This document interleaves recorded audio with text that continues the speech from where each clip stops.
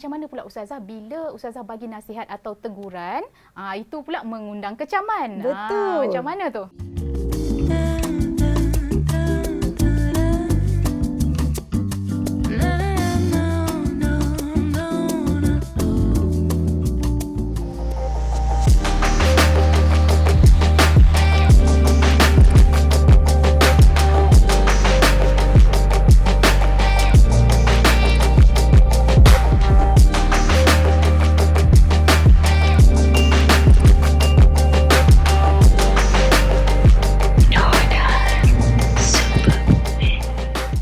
Assalamualaikum dan salam Nona Superwoman buat semua followers.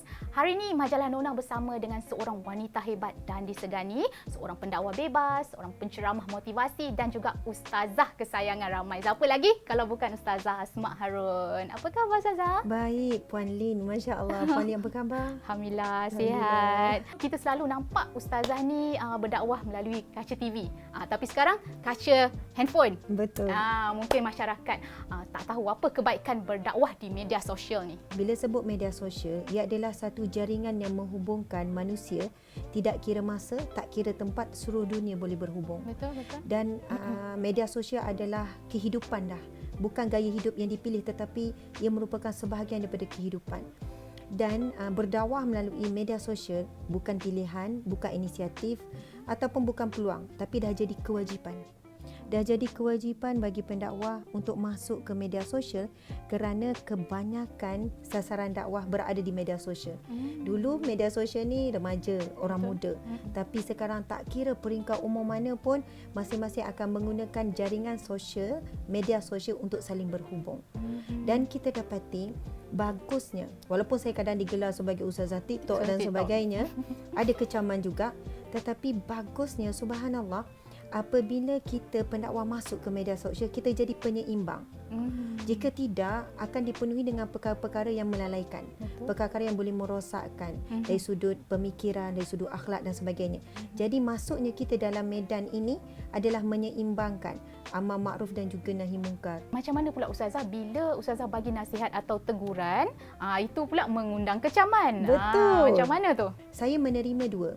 Sama ada kecaman itu positif ataupun kecaman itu negatif. Dan apabila kecaman itu positif, saya akan ubah diri saya. Kerana itulah apabila saya sering mendapat kecaman, saya terima ia adalah satu peluang atau ruang untuk saya perbaiki. Mungkin ramai yang tak tahu, orang nampak macam saya bergerak sendiri. Tapi sebenarnya di belakang saya ada 10 orang dalam bidang penyelidikan bersama. 10 dalam bahagian media dan 20 dalam bidang dakwah. Maksudnya tim di sebalik saya adalah ramai. Bukan seorang-seorang. Apabila saya melihat gerak kerja dakwah perlu dibuat dengan konsisten, sustain, dia perbuat dengan dinamik. Jadi kita tak boleh bergerak seorang. Kita mungkin boleh buat tapi tak boleh pergi lama dan tak boleh pergi jauh. Sebab itulah apabila saya ada tim penyelidikan daripada pelbagai bidang. Bidang usuluddin, bab akidah, bidang fiqh, bidang Al-Quran wa sunnah. Dan saya dapati dulu bila kecaman-kecaman adalah berkenaan dengan mungkin saya ada kesilapan dalam penyampaian. Jadi backup di belakang saya ni yang bersama ni akan terlebih dahulu beri teguran, terlebih dahulu akan membetulkan. Jadi bila kritikan ataupun kecaman kita ambil secara positif, kita jadi lagi strong. Sekiranya orang buat program-program yang melalaikan ataupun buat program maksiat ataupun tim untuk program maksiat, mereka boleh susun strategi sangat terbaik. Kan, mereka boleh belanja besar. Jadi kita yang buat kerja dakwah perlu lebih berganda lagi. Sebab itulah kami belanja besar untuk gerak kerja dakwah, menubuhkan tim di kalangan profesional yang ramai dan kita berani untuk mengambil risiko. Risiko contohnya kos operasi yang tinggi, kos ialah dengan tim yang ramai. Tapi alhamdulillah apabila kita buat perkara-perkara sebegini, paling utama adalah pertolongan Allah. Ustazah, nak tanya, pernah tak terfikir masa kecil-kecil dulu yang satu hari nanti Ustazah akan jadi seorang pendakwah, seorang ustazah macam sekarang ni? Saya masih ingat ada beberapa ketika ustaz-ustazah kan, guru-guru kan biasa tanya, bila besar nak jadi apa? Saya spontan jawab nak jadi penceramah bebas. Oh, Masa sekolah rendah. dah plan. Tapi saya sendiri tak faham apa maksud penceramah bebas. Saya dibesarkan dengan melihat atuk saya Ustaz Awang Jidin, ataupun orang panggil masa tu Ustaz Awang Tuku Besi. Okey. Pelik kan Pelik. gelaran tu. Sebab dia antara pemidato terhebat, selalu berceramah dengan bersemangat di khalayak ramai depan ribuan orang. Dan saya melihat bagaimana situasi tu daripada kecil. Dan saya ada moyang saya pula, Tuan Guru Datuk Haji Abbas. Dia juga adalah ulama besar Terengganu, pengasas kepada banyak sekolah-sekolah di Terengganu, artinya sekolah Tuk Jiring, pondok dan sebagainya. Bila saya dah sekolah menengah kan, bila ada pencamah-pencamah yang datang, pencamah motivasi, motivator, saya selalu sebut macam ni, satu hari saya akan jadi macam penceramah tu. Lepas tu bila saya tengok ada makin lama ada penceramah yang masuk TV dan sebagainya, satu hari saya akan masuk TV. Sebenarnya bayangan tu, keinginan ataupun cita-cita tu dia memang ada. Pada peringkat awal saya menolak apa saja bentuk media. Bahkan ada ketika saya dah ceramah lama daripada tahun 2008 start pegawai JAKIM sampai 2015, 2016, bahkan kalau ada orang rakam upload di YouTube pun saya akan cari source tu, saya akan minta delete. Diturunkan video tu. Ya, saya buat keputusan saya tak nak terdedah kepada media sosial. Tapi sampailah satu ketika ada seorang guru ni kata, dia kata Ustazah sekarang berdakwah syok sendiri. Sebab kehadiran yang datang adalah orang-orang warga emas, orang pencin, orang baik yang nak jadi baik. Tapi sasaran dakwah sebenarnya di media sosial. Dia kata kalau betul saya di pendakwah, Ustazah kena pergi ke medan yang sebenar. Lepas dah berapa lama, akhirnya saya mula masuk. Bila start masuk tu cepat sangat. Video pertama kedua cepat, subhanallah, Allahu akbar. Begitulah akhirnya impian yang pernah disebut masa kecil Allah laksanakan dengan caranya.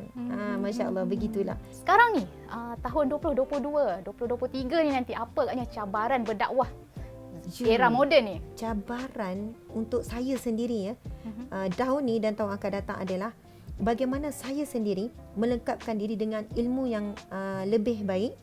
Bagaimana saya sendiri melengkapkan skill-skill dakwah, terutamanya media sosial.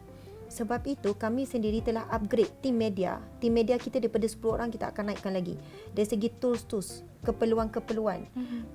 Lepas tu kemahiran. Kita hantar supaya apa? Saya selalu bagi tahu begini kepada tim media. Kalaulah tim media bagi kerja-kerja yang bertentangan dengan kerja dakwah, mereka buat the best supaya mereka trending. Jadi kita kena up lagi, kita kena lebih lagi.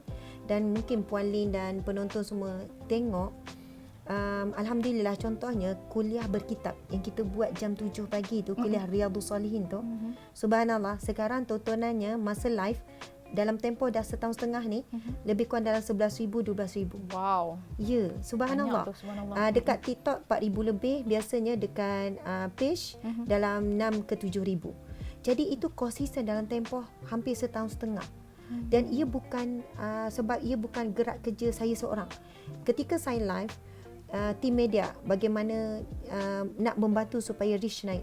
Okey, sebab tim kita ramai. Apa komen Ustazah bila orang kata dia menggunakan agama sebagai cara untuk meraih kekayaan ataupun populariti? Populariti. Okey, subhanallah, soalan ni yang sangat bagus. Dalam gerak kerja dakwah, kita perlukan semua kekuatan. Dari sudut ekonomi, kan, dari sudut fizikal, mental, rohani. Okey, apa yang saya cuba sampaikan adalah sebenarnya dunia bukan hina, dunia bukan tercela. Silap sekiranya apabila ada orang kerja dakwah, waktu sama dia buat bisnes, terus dikata menunggang agama. Contoh kan? Ataupun dia nak glamour, lepas tu digunakan agama, ayat-ayat Al-Quran, dia nak masyhur, lalu dikatakan dia menunggang agama. Tuan-puan sekalian, penunggang agama ni disebut di dalam sebuah hadis Nabi SAW, iaitu ditujukan kepada golongan yang munafik. Yang betul-betul sebenarnya dia tidak beriman kepada Allah, dia tak percaya pun pada ayat Quran. Sebenarnya dia ada berniat jahat terhadap agama, tapi dia memakai pakaian agama. Dia bercakap dengan dalil-dalil agama Al-Quran dan hadis. Sebenarnya benar-benar dia itu menipu. Itu baru digelar penunggang agama yang sebenar. Tapi istilah kita hari ini kan, mudah-mudah saja sebut ni penunggang agama. Kalau ikut ayat kasaran kita nak cakap apa? Eloklah tunggang agama daripada tunggang dunia. Betul. Seolahnya lah.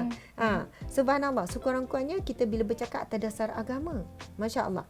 Cuma bagi yang betul-betul manipulate, yang betul-betul menipu tu, contohnya katanya nak bina sekian-sekian. Scam lah, scam. Scam. Itu scammer, bukan penunggang agama. Itu memang betul-betul scammer. Kan? Kata nak bina buat kutipan tapi tak bina-bina.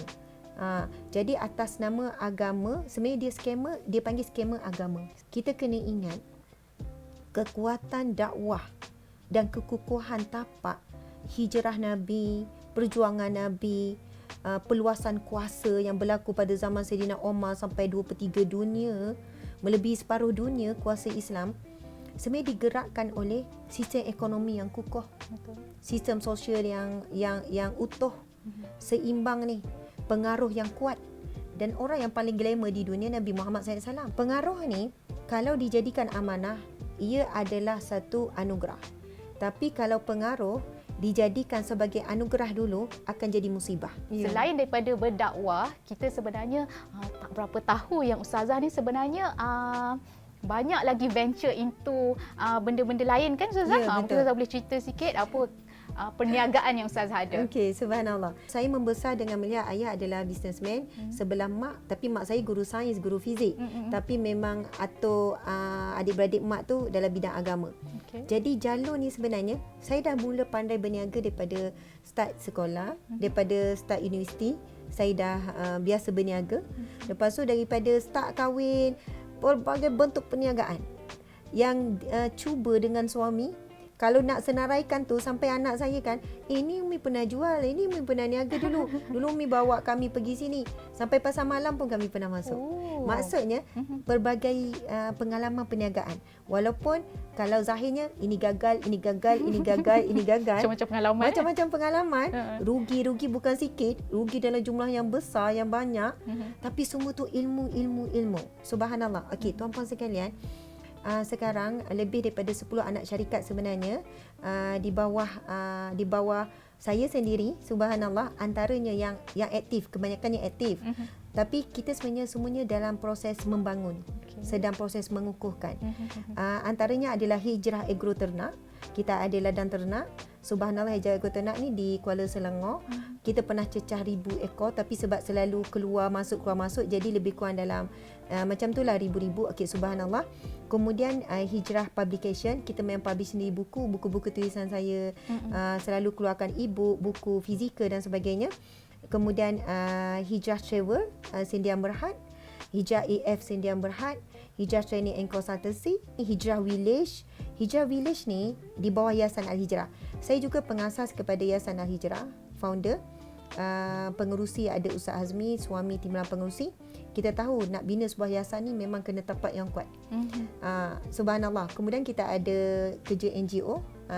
NGO di bawah NGO Sahabat Amal Care. Saya juga pengasas, founder, dan juga pengerusi adalah encik suami. Jadi semua gerak kerja ni mesti supportnya adalah perlu support kuat dari segi sistem ekonomi. Tapi ada satu projek yang besar, iaitu Hijrah Village, Perkampungan Al-Hijrah. Tanah yang telah dibeli seluas 42 ekar. Di situ memang akan buka peluang pekerjaan yang sangat banyak. Mendengar semua Ustazah punya perancangan dan juga apa yang tengah progressing sekarang tu memang sesuai sangatlah untuk tahun ini Nona Superwoman menghadiahkan, mengiktiraf Ustazah sebagai Nona Motivator Award. Jadi kita nak tanya sikit apa perasaan Ustazah. Alhamdulillah, saya memuji sebenarnya tim Nona kerana anda maksud mengiktiraf wanita ni dari pelbagai sudut. Tidaklah menempikan yang ni tak diiktiraf, contohnya. Sebab kadang saya rasa sebab saya lantang, kan. Kadang saya rasa mungkin ada orang tak boleh terima, kan. Tapi rupanya Nona dengan kematangannya, dia meraihkan kepelbagaian watak. Bila kita terimanya, kita rasa ia adalah satu tanggungjawab dan rasa ia sangat berat dan kita tak pernah rasa ia layak. Subhanallah, ramai yang jauh lebih layak, cuma saya mewakili anda saja. Subhanallah. Subhanallah. Terima kasih banyak-banyak Ustazah, tahniah. Dan juga semoga apa yang dilakukan oleh Ustazah ni menjadi inspirasi kepada lebih ramai wanita di luar sana. Sampai di situ saja. Bye.